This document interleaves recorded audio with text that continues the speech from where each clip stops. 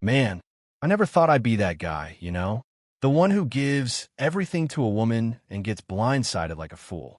But here I am, telling you my story like it's some damn soap opera. I met Amanda at a mutual friend's barbecue 6 years ago. She was the kind of woman who walked into a room and made people stop mid-conversation.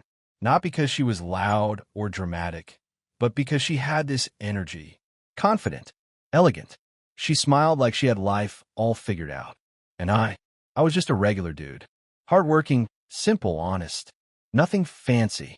I worked construction during the day and delivered food some nights just to save enough for us to build something one day. That was always the dream, us. In the beginning, we were inseparable. She made me feel like I was the center of her world.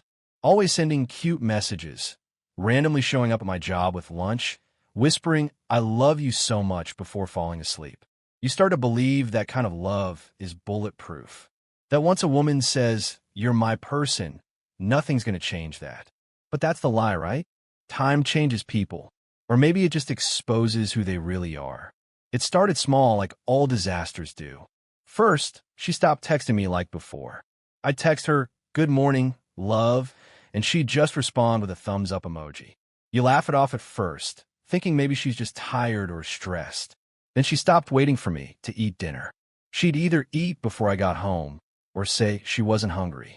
Next thing I know, she's sleeping with her back turned to me every night like I'm some roommate she barely tolerates. I asked her if something was wrong. You know what she said? "I just need space." "You're too emotionally demanding." Emotionally demanding? I barely even asked her for anything. I work my ass off every day just to come home and hug her, talk about our day, maybe watch a show.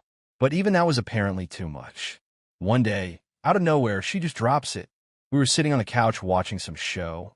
Honestly, I don't even remember what it was. Probably something I didn't care about just because she liked it. She muted the TV, looked at me like she was about to confess to a crime, and said, "Can I be honest with you?" I nodded. My chest already felt tight, like my body knew what was coming. "I don't think I love you anymore." Boom. Just like that. No tears. No hesitation. Just "I don't love you anymore," like she was reading a line from a script she rehearsed. I didn't even know what to say. I just sat there, staring at the woman I gave my whole damn heart to, and she looked so calm, like she was finally relieved to say it.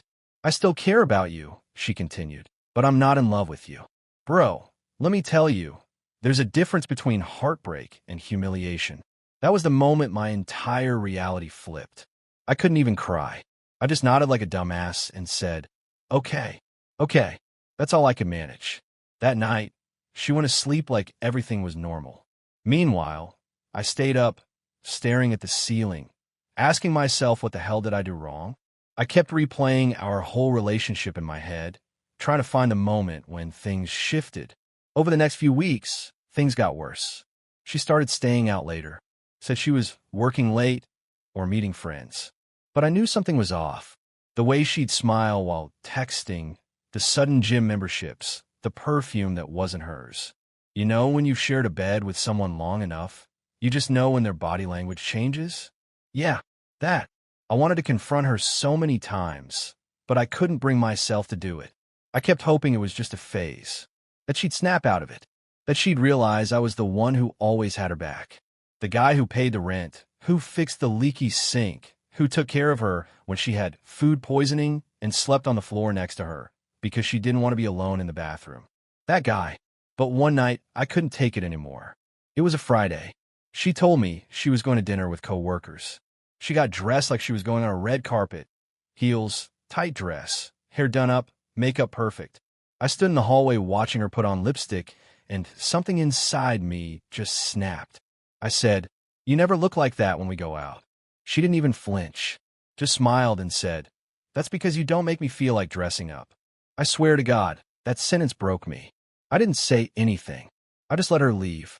Then I sat down on our bed, stared at the floor for a good hour, and knew right there I was done. The guy who used to fight for her, chase her love, make excuses for her coldness, he died that night. What came after wasn't forgiveness. It wasn't reconciliation. It was something much colder. It was silence. And silence, my friend, is how revenge begins. But I'll save that part for later. Just know, from that night on, I stopped begging, stopped asking, stopped waiting. I started planning. Because if she wanted to act like I didn't matter, I was going to show her exactly what that meant. So yeah, after that night, when Amanda looked me dead in the eye and said she didn't love me anymore, something inside me just switched off. You know that moment when your brain finally catches up with what your heart's been trying to ignore for months? That was it for me. I stopped loving her that night. Or maybe I just stopped hoping she'd come back to the woman I fell for. Either way, it was like flipping a light switch. But here's the thing. I didn't yell. I didn't cry. I didn't pack up and leave like some dramatic movie scene. I stayed quiet. I played along. And that's when the real revenge began. See, she thought I was weak. Thought I was some desperate puppy still clinging to her. But she didn't realize I'd already made a decision. A very calm, dangerous one. I was going to ruin her, but I wasn't going to lift a single finger to scream or fight. I was going to let her fall all on her own. I just needed to quietly remove the safety net. First thing I did, I stopped funding her life. And trust me, she didn't even notice at first. I had access to her joint account, but she never checked what I was doing because she always assumed I'd be her personal ATM. So I moved 80% of our savings to a new account with just my name on it. Quietly. Smooth. No big transfers that would raise red flags. I did it slowly, over 2 weeks. She never questioned a thing. Next, I took my name off the lease for the car she was driving. Yeah, she was flaunting around in that SUV like a boss, going to dinners that were really late-night hotel stops. That car? I was paying for it. So I contacted the dealership, made the payments up to date, then transferred ownership to my name and prepared the paperwork to repossess it when the time came. Not yet. Timing was everything. Then I started pulling back emotionally. Not in a loud way. I was still me, just colder, distant. I let her cheat. Yeah, read that again. I let her cheat. I stopped asking where she was going, didn't react to her fake stories, didn't try to get her attention. I made her feel like I didn't care anymore, because I didn't. You know what that did? It made her arrogant. She started coming home even later. Started laughing at her phone while texting someone else, not even bothering to hide it. At one point, she even left her phone unlocked on the bed while she went to shower. I saw the messages. Some dude named Caleb, talking about how she couldn't wait to get out of this boring marriage. About how I was just too nice. Too nice. That's what she called me. As if being loyal and committed was a weakness. But you know what was funny? Even while she was trash-talking me, she still hadn't made a single move to leave. She wanted both. The security of a husband who paid the bills and the thrill of sneaking around with some loser who probably lived with his mom. So I gave her rope and watched her hang herself. Behind the scenes, I met with a lawyer. A damn good one. Explained everything. We had no kids, but we had assets. A condo, 2 cars, savings, investments. The lawyer told me to start collecting proof, so I did. I backed up her text messages, printed screenshots, took photos of her car parked overnight outside a different apartment complex. I even got security footage from a gas station she used regularly when she was at work late. The timestamps didn't lie. While she thought she was getting away with it, I was building a fortress of facts. But I didn't stop there. I also started changing myself. Quietly. I hit the gym. Not for her, for me. I started waking up at 5 a.m., running, eating clean, lifting. It wasn't about revenge at first. It was just about feeling alive again. Like I wasn't some guy sitting in the corner waiting to be loved. I started dressing better, carrying myself different. Even my coworkers noticed. One of the guys at work, Tony, he said, "Man, you look like you're about to launch a company or something." I just smiled. Because yeah, I was about to launch something, a new version of myself. At the same time, I started flirting. Not hooking up, not sleeping around, just talking. Light, fun conversations with women who smiled at me, laughed at my jokes. Reminded me I was still a man, that I still had value. I needed that reminder. I was getting it from everywhere but home. And Amanda noticed. Funny how that works. You stop chasing, they start wondering. One day she came home and asked, "You've been quiet lately. You seeing someone?" I looked her in the eye and said, "Would you care if I was?" She didn't answer, just walked away. But the gears were turning. I could see it in her face. She didn't like that I was slipping through her fingers. But it was already too late. I was light years ahead in this game. The final move came on our anniversary. Yeah, I know. Sounds petty. But trust me, it was poetic. She thought I'd forgotten. I acted like I did. She got dressed that night and said she was going out with friends. I didn't say anything, just gave her a kiss on the cheek and wished her a fun night. Meanwhile, I had something different planned. She came home at 3 a.m. I was already asleep, or at least she thought I was. Next morning, I woke up, made coffee, and told her we needed to talk. Calm, collected. I laid out everything. The texts, the photos, the proof. Her face went pale. She tried to interrupt. I told her, don't bother. This isn't a conversation.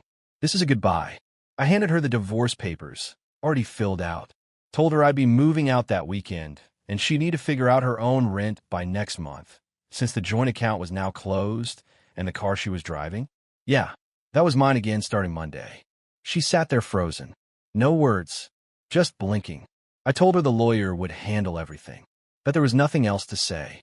She broke down. I didn't flinch, because revenge isn't about screaming, bro. It's not about yelling, I caught you. It's about being so calm, so composed, that the person realizes they were never in control, and that you were 10 steps ahead the whole time. I walked away from that house with nothing but my gym bag and dignity. Best trade I ever made. And she? Well, we'll get into that next. Let's just say karma started dialing her number real fast. Man, you know how people always say, she's going to regret it one day? I used to roll my eyes at that. Sounded like something bitter dudes said just to make themselves feel better. But let me tell you something real. Regret has a sound. It's a late-night phone call, a shaky voice, a pause before a sob. And when it finally comes, it doesn't feel like victory. It just feels like confirmation. Let me rewind a bit. After I walked out that door, after I handed Amanda the papers, reclaimed my car, cut the accounts, and made it all official, I thought I'd feel fireworks. You know, like one of those scenes in the movies where the guy stands on a cliff, wind blowing, arms wide open, free at last. But nah, it wasn't like that. It was quiet.